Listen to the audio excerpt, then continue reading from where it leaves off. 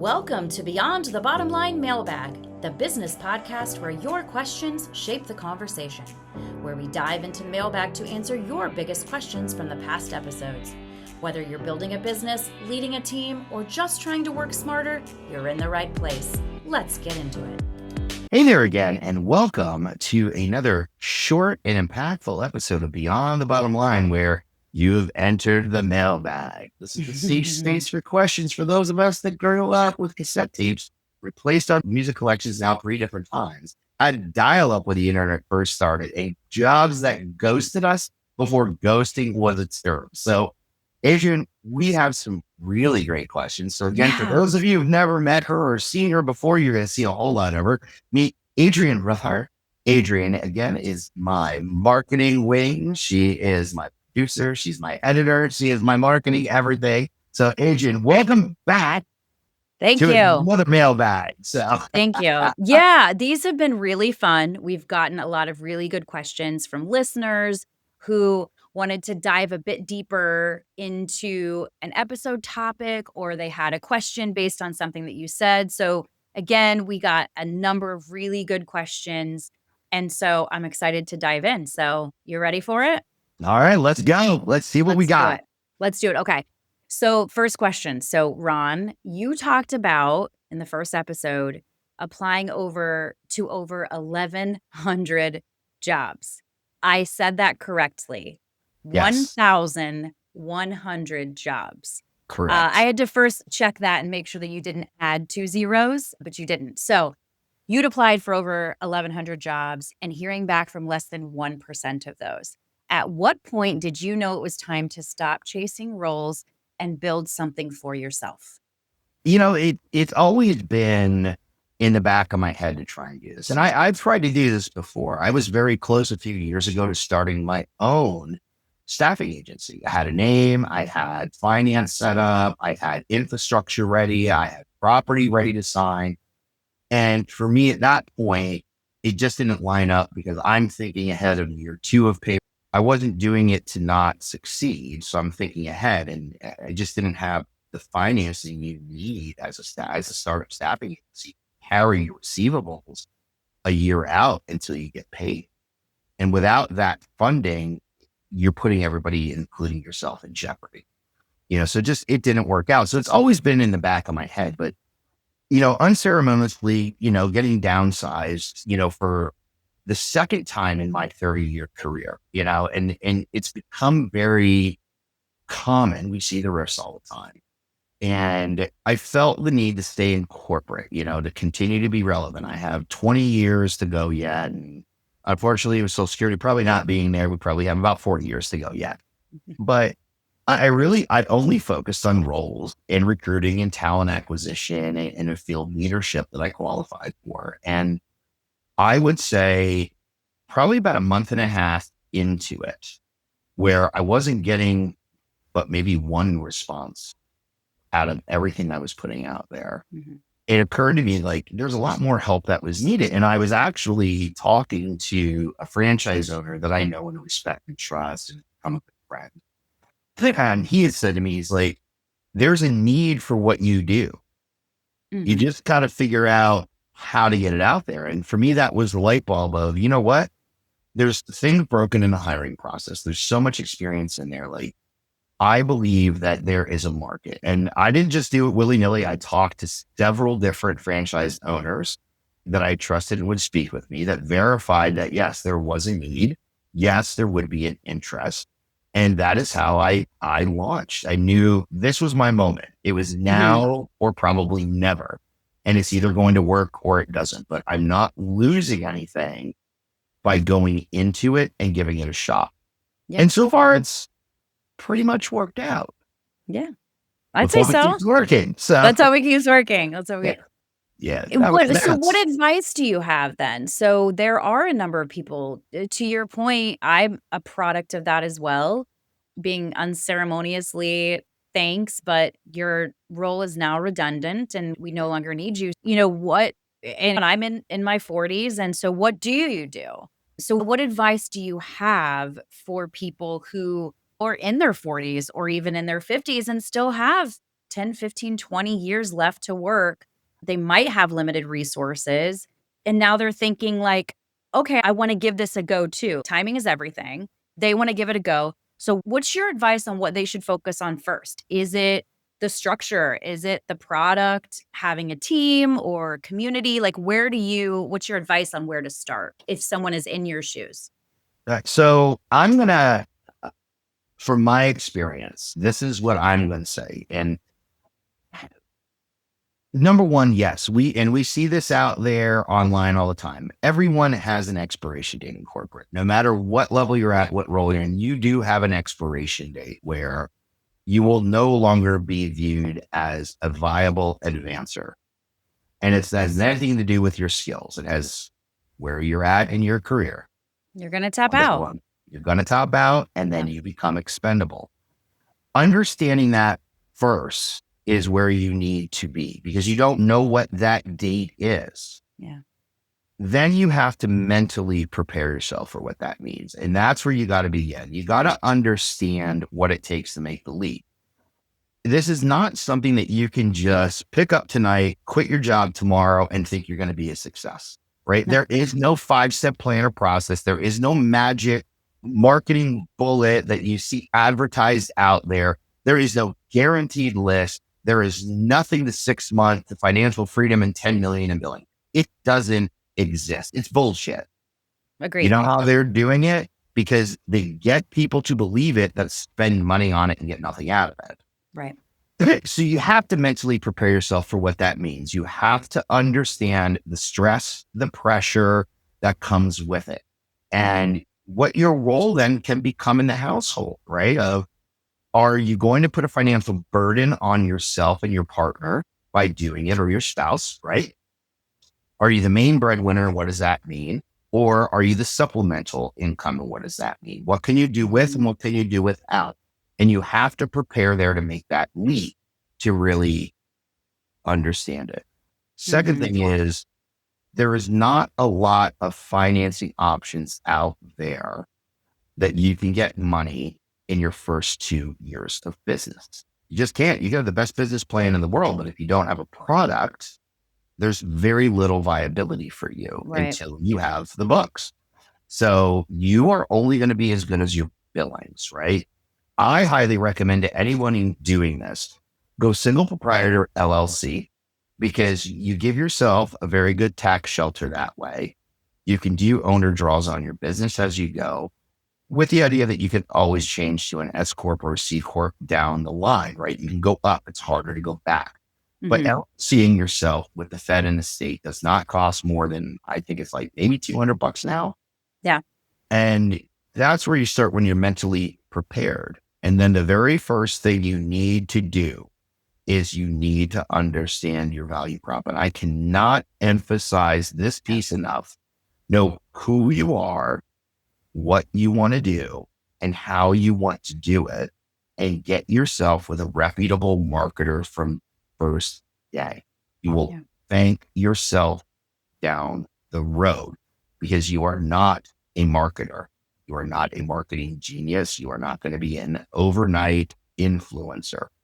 Get with someone like an Adrian or a marketer that you know that can help you Yeah. uncover who you are. Because Adrian, you could talk about it. Like it's been a process. It's been a process. I would say it took almost a year or more, at least 10 months or so to really focus on, and I think this goes for all entrepreneurs. It's like when you're starting off, especially in a fractional role like we are, it's you don't want to say no to business. So you try to be all things to all people and you say, yes, I can do it for this industry. Yes, I can do it for that. And you try to do too much. And I completely agree. You have to figure out what it is that you're going to offer and Yeah. get really clear about it. And it's hard, right? It's hard not to say. I have had clients who I worked with that I didn't totally understand their product or service. Um, but I was just starting out and I wanted the business and I took it on and it was fine, but I didn't give what I could to them as I could have to other people in other industries because I just didn't quite know it, and that was on me, and I think it's a challenge to say you did a really great roundtable episode actually recently about not all money is good money, Yeah. and I think that's something just to go along with what you were saying in terms of understanding your true value prop and what you're gonna offer people and sticking to it and getting clear on that message, Yeah. because you start trying to scoop up all this business and it's not necessarily good money. Yep. So I'm with you on that. I'm with you on that for Yeah. sure. Yeah, that's the biggest lesson learned in this for me because Adrian and I didn't hook up in my first couple of months doing it. You and I got hooked up when I was a little bit down the road. So you were coming in. I was trying to go full bore and I hadn't Mhm. built a lot of great stuff. And I've redone my website 4 different times Yeah. myself. We've changed our marketing strategy several different times. And it's not that we had a marketing strategy that wasn't working. I just wasn't saying who I was and what I was doing the right Yeah. way because, like a good friend of mine, Don Oler, told me, Don, I'm giving you a shout out here if you're listening, man. He told me at one point, I don't understand what you do. When I asked him to clarify that, he said, you're taking everyone out to the Golden Corral the first time on a date. And I'm like, Mhm. I don't get that. He's like, think about it, man. Like, you go to the Golden Corral because you don't know what you're hungry for and you have like 80 different things to choose from. You can't do that as an entrepreneur. And I was like, oh, Yeah. good Yeah. point. And it took me a while to get there because I, like everybody else, I can't turn money down. I can't walk away from it. And it probably hurt me more in my startup phase than helped because I Mhm. didn't have a clear message. And I would urge everyone before you go into this, make sure that you know what you're going to do. Make sure you know who you're going to target. Make sure you're mentally prepared for that, right? Know what kind of nest egg you need in order to get through and survive, and then have the conversation at home if it affects others. And then get with a marketer to build that plan before you go live as an LLC. You're right, because there is so much, we use the analogy, you're building the plane as you fly. And Yeah. I feel like there's naturally so much of that anyway, Yeah. that those are really great points to set yourself up for success, because there's just going to be a natural evolution to your business, especially, and I can only speak from the marketing perspective. It changes so much on its own that you Yeah. have to be nimble and flexible with with where you're marketing and how you're marketing and things like that. So there's going to be naturally so many pivots that if you don't have a good base there set up, you're not only gonna be building it as you fly, but you're just like, you're just not setting yourself up for success. You're setting Yeah. yourself up for a crash landing, then you're gonna have to start back up again. So Bingo. those are really great points. Um, so when it comes to the term fractional work, explain to someone who doesn't know what that means. What, from your perspective, is the value of working with someone fractionally or fractional work? Yeah. So fractional really is new in the vernacular. It's been around for a long time. And I think the view of it is starting to change because of how really is new in the vernacular. It's been around for a long, and they have project work taken away from the people's core responsibilities. Things suffer because of it. And especially companies that want to scale quickly. The value of that, think about back in the day, like contractors, right? Like I work on contracts and it was big in the IT because they only need them to develop coding for this part of the project, and it was specialized. So they would contract with these folks who knew they were going to have, 5 or 6 months of work at X amount of dollars. It's a contained cost for the company. There's not a long-term commitment. So there's no unemployment afterwards. There's no benefits that are needed. You're only paying for the work being done for a specific period. Mhm. And that's really what fractional work is. There's different forms of it. Like startups may need a fractional COO. What does that mean? It means they need someone that can help them get off the ground and help build the infrastructure and most likely identify the person that is going to run it long term once they get to that point. But they need that leadership, but they don't have 180,000 a year to invest in it long. Yeah. That's the value of fractional because you're getting all of that experience that you're looking for at a fraction of the cost and commitment. Yes, you enter into a contract, but you know what your cost is, you know what your containment is, you know what your payment terms are. and you know when the end date is. Yeah. You A know, like fraction of the time at a fraction of the yes, cost. exactly. You know, like I got brought on and I got introduced to one of my great clients right now. And, you know, when I asked them in the beginning of the meetings, getting to know them and understand this project that both of us wanted, you know, that we were a match for, I asked them simply, why wouldn't you hire? And the answer was very clear and concise because they actually understood who they are, what they wanted is once this is set up and done, Ron, if I spend the money to hire somebody full time, I don't know what I'd have them do in year 2 or year 3 because there would be nothing for them to do. And I'm going to wind up turning a great person over Yeah. because I And wouldn't it's just have not the what they work. need. That's not what Yes, they need. it's not what they Yeah. need. They needed a contractor in order to come in to do this. So their teams weren't. Well, That's and the I think value. too, yeah, and starting off too, it's like finding the a fractional work or a fractional support for the things that you don't know or you're not good at or you just don't have the time for. Look at our relationship. Could you edit your podcast? Sure. Might take a little longer. Could you do all your social? Yep. Could you do those quick website updates? Sure. But your value to your business to Elevate Talent Solutions is being out there and working with the clients. Your value is not sitting behind a computer and editing a podcast or doing creative or building a brochure. It's could you do it? Absolutely. And I Yeah. think that's really the value, especially as you're starting out, is figuring out the things that you can do. Because there are going to be things you're going to have to do when you start a business that you don't want to do, Yeah. right? We talk about these things. Oh, We talk yeah. about it with Nicole and Lainey. Like Yeah. you are all things. You You're are the the bill payer. You are the voice. You are You the are all worker. of it. Oh, And there's so much that you naturally have to do that yeah. identifying those things that not only you don't want to do, you're not good at, but it would take up so much of your time that you could Yeah. actually be working on revenue generating aspects of your Bingo. business. Like Bingo. why would you be editing a podcast when you could be building a training video Yes. for or a series of training videos or training recruiters? Yeah. That's your value. Yep. And so I really think that is for all businesses, whether you're starting out and you're like us and you have additional fractional support, or you're a small business and you have 20 employees, you still might have things that you don't want or need your employees to be focusing on because it takes them away from the things that they're really good at and Yeah. they're going to drive you have more long-term benefit. Exactly. AJ, I Yeah. couldn't have said it better myself.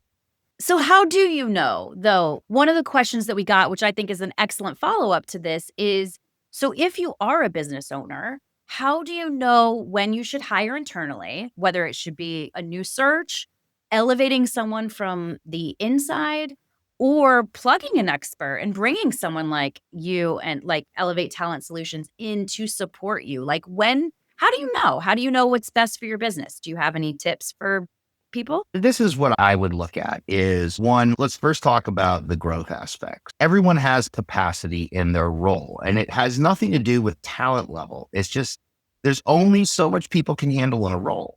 So as your business expands, you need to first understand from a sales perspective what the goal is, what that would mean, and you need to start pre-planning early. And that also includes looking at your internal resources for possible promotion or training that's needed to lead people. Or do you need to build a bench, start building relationships and going outside ahead of the curve? Mhm. And then if the deals come through, what is the longevity of that revenue for your business and what additional roles may you need to support that, right? It's all about numbers and a plan, but you have to have that vision. And in a perfect world, we have that vision all the time. In an imperfect world, which we tend to live in, it's reactionary because sometimes we take our hand off the pulse. Sometimes we get Yeah. impetuous and what something is going to be worth. And other times we overlook it and don't understand it. But you got to be prepared for those scenarios. So go back to your team. Do you have the right people and are they promotable? Because just high performers don't mean they're going to be great leaders. True. Understand who they are. Can they lead? What help do they need to get there? And then that's where, hey, like, career coaches, consultants, this is where we can come in and really evaluate that for you. Yeah. Let you know what you're working with and then what we can do to help that person get there. Or if you don't have people that are promotable into leadership roles, we can help you identify what your business will need and what kind of person you're looking for in order to go find them before you need them and build bench and build that relationship. So you're hiring them into the role you're creating for them, not trying to fit someone into the role. True. Yeah. And I think too, to your point earlier, when you like in looking at like a startup who might only need someone interim, maybe they've identified a candidate who, with some training, would be great for that role, but they don't have it just yet. I think Yeah. they could bring in someone like you to come in and work on that role or do that role fractionally Yeah. for a set amount of time and mentor and teach that person who Yeah. just isn't quite there yet. And I Yeah. think that really speaks to the benefit of fractional. There we come and go. And Yeah. so it's not just even on the front end. It could be that you can help someone identify that, yeah, I can come in and support you for now, but look at your team. Yeah. And you can help them identify someone who is already there, knows the business, who they like and trust, and feel that they could get there, but maybe they just need 6 months or a year Yeah. and some additional training. Why wouldn't you want to keep someone who's already committed to you and your business? Yeah. Well, and think about the differentiator in the marketplace as being seen as employer choice when you can actually offer true professional and Yeah. personal development, right? And not And just say it. yeah, it's not Everyone just say says it. it. Everyone Oh, says it. Oh, and most of yeah. the execution of that is, oh, we'll promise it. We'll lay out some goals that are never followed up on. Here's a book to read that never translates into a great leader. Right. And then there's no program. But think about if you could actually build a program to do that. And here again is the value of a fractional or a consultant of how do you want to build it? Let's get it built. And then we disengage. When you're ready to put somebody through it, if you don't have the resources or you need it done once or twice so somebody else can be trained on it again, value of a consultant. Yep. I had a friend that I used to work with us from Central Florida. And he introduced me to the term bird dogging. You drop in, you're dropping in your Yeah. bird dog and it run. That's what you need it here, up and out, up and out, up and out. Like you're there and you don't exist. You're there and you don't exist. That, Yeah. but you can build something out of them. It's one of my big projects that I'm working on right now is building an actual learning university for a construction company that knows who they are, knows how they want to scale, and they want to invest. That if you come in a general labor role and you want to go to estimating, that we have a path for you from a learning perspective to get there. That's great. That's a company who's doing what they say they're going to do. That's great. Exactly right. Yeah. All right. One final question. So All right. this one's a tough one. So what do you think is the biggest mistake small businesses make when they're trying to scale? So you're really good about coming in and you have a lot of experience in helping companies scale. So what do you think is the biggest mistake they make? The biggest mistake that I have seen and I have experienced, you don't have the infrastructure built to do it. Mm, You don't, right? We all will get in those situations. Well, I'm not going to say all because some of us are going to fail in the first year or two.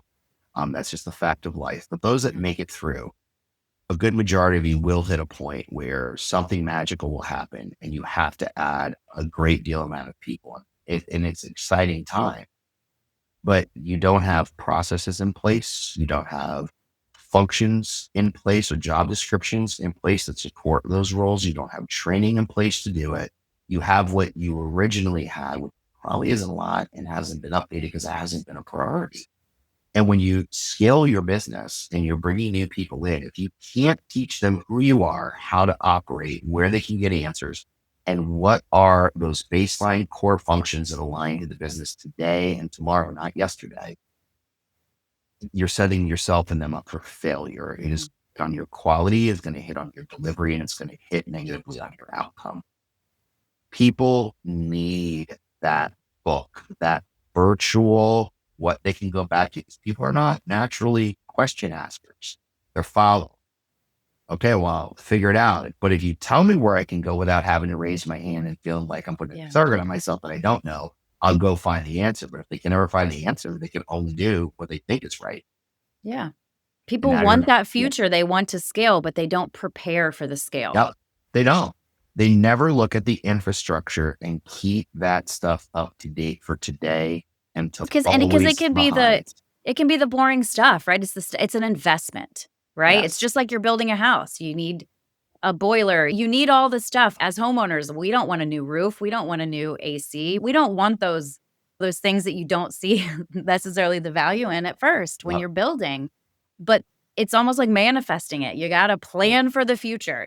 If you know that you are going to want to scale and but you don't have that infrastructure in place, Yeah. you're going to crash land again. Yeah. And it's like you have to prepare for the future as Yep. though you're going to scale. Yep. I actually love that analogy, the heater in your home, right? And think about this, folks. Like It's the the stuff you heater in don't your see. home it's set for the size of home you have to heat it adequately. Well, you've come into some money, your family's expanded, you're adding on an addition, and it's two more bedrooms, a garage, and another huge living space. It's another 1,200 square feet. Your system isn't going to be able to handle it. You Right. can't put the addition on and then go, why is it cold in here? Why do my pipes freeze? You got to look at the heating system, but your heating system is your HR department that hasn't been added to, and they can't possibly take on more to go back and update those things constantly and build them out. Yeah. They don't have the Absolutely. time or the bandwidth. Yeah. That's where consultants come in. That's where consultants come in. Those are really great questions that we got again today. Why don't you tell people now that they know how they can use you and the benefit of using you, how they reach you? All right. So for anybody that's interested, you can reach out to me on our website at www.elevate-talent-solutions.com, or you can email us at info@elevatetalentsolutions.net. You can see all of our options on our website of things that we offer. And we also have a free business health survey out there that anyone can download and use that really kind of gives you a self rating and a couple of the facets of your business of maybe where you need to look for some help or things that could be going wrong. Yeah, I love that. And if you have any other questions on this episode or future Beyond the Bottom Line episodes, make sure that you ask them in the show notes, reach out to us on the website, at the email, or on our social media, and maybe we'll get to one of your questions in a future episode. Well, Adrian, before we sign off, how do people get a hold of you and your fantastic marketing abilities? I love that. Thank you. So you can find me on LinkedIn at Adrian Ruthhart. It's RUT, two H's ART. Or you can find me on my website. It's acrventures.com. All right. Well, thank you all for tuning in and keep those questions coming. We really appreciate it. We hope we answer them. And folks, whether you're mid pivot, mid crisis, or just want to feel like you're not the only one figuring this out in real time on your own, tune into another episode and reach out to us here at Elevate Talent Solutions and Beyond the Bottom Line. That's a wrap on this week's mailbag episode.